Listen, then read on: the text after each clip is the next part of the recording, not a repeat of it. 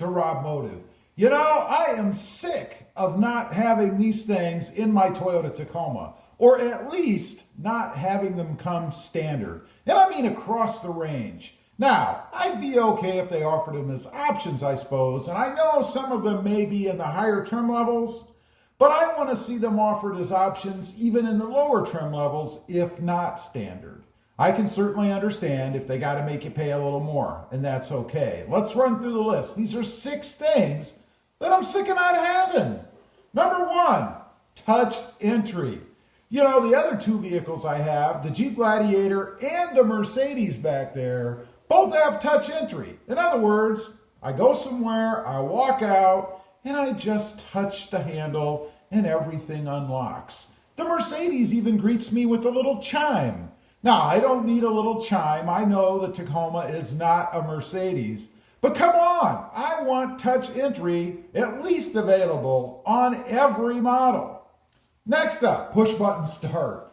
You know, I've had this in other Tacomas, and I know it's available in other trim levels, but in this day and age, I mean, why can't we have push button start available in all trim levels? It can't cost that much money, and even if it costs a little bit, I'd be willing to pay it. You know, for somebody like me, the old little stick thing that comes out, you know, the key, that's outdated. Do not need it anymore. There's no reason to have it. Let's get rid of it. I want push button start in the next Tacoma. Of course, I'm talking about the redesign as a standard or even an option, I suppose, like it is now, but at all trim levels. Number 3, the driver's side grab handle.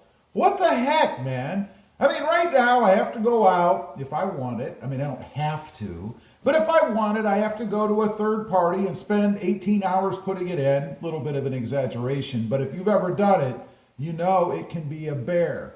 I'm thankful that it's available, though, because I do have it in my Tacoma now.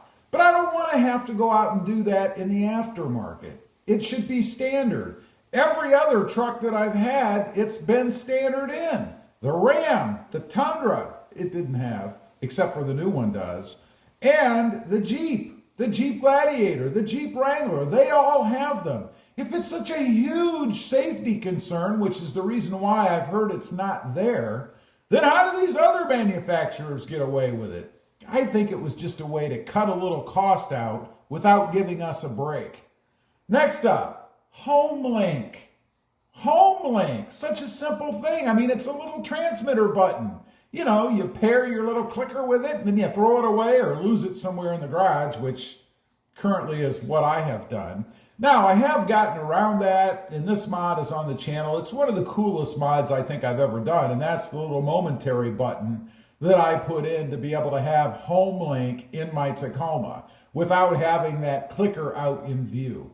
And you know, as everyone is so concerned about my safety these days, isn't a safety issue if you park your Tacoma outside, like in front of your house, and that clicker is right there on the visor?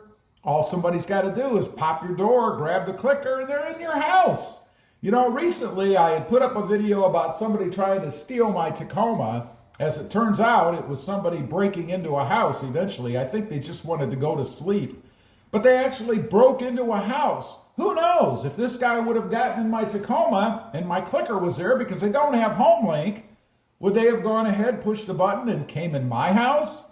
I don't know. Maybe that's what they were trying to do. Hard to say. Number 5, more rear seat room. It is so tiny back there. You know, a lot of people, I shouldn't say a lot, some people go ahead and get rid of the back seat altogether.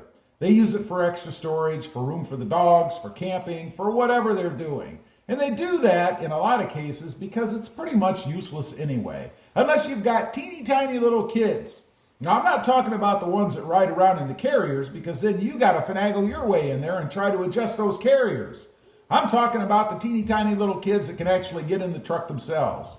Once they get bigger, more my size, because I'm not giant, then it's not good because it's too small. It wouldn't take much, and I'll tell you what, since Toyota's getting rid of the V6 and going with that little dinky 4-cylinder, they've got to have more room in the front. They can pull everything forward and give us another couple inches, maybe 3 inches if you really want to stretch it. It wouldn't take much, really.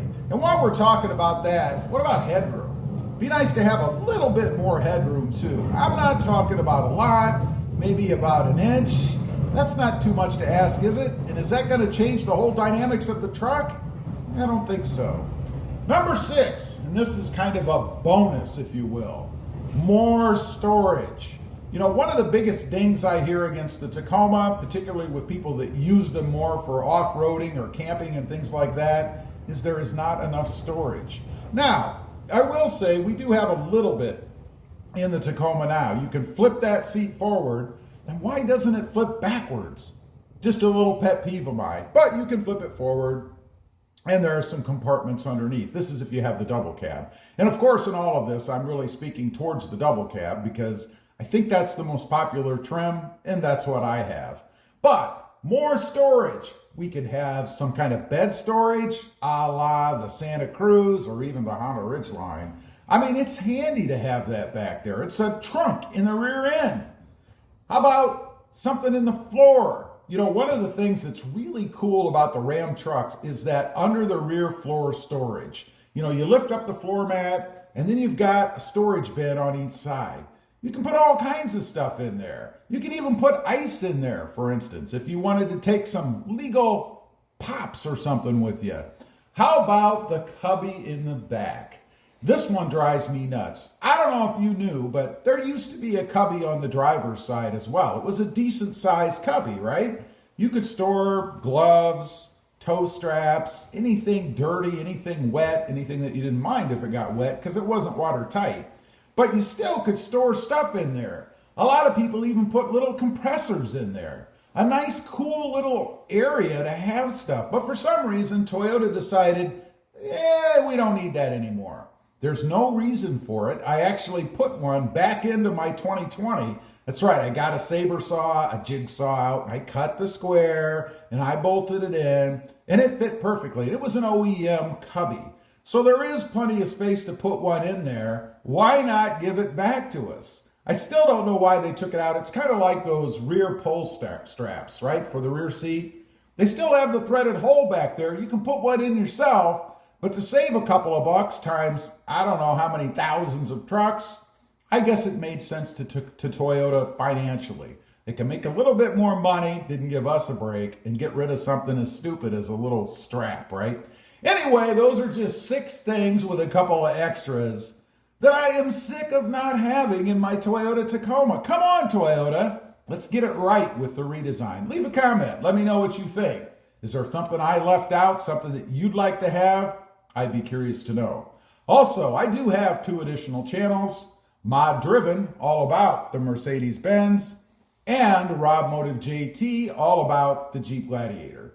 Check them out, and if you're interested, why not subscribe? And while you're at it, smash the subscribe button here too. Thanks for watching. Stay safe out there. Bye.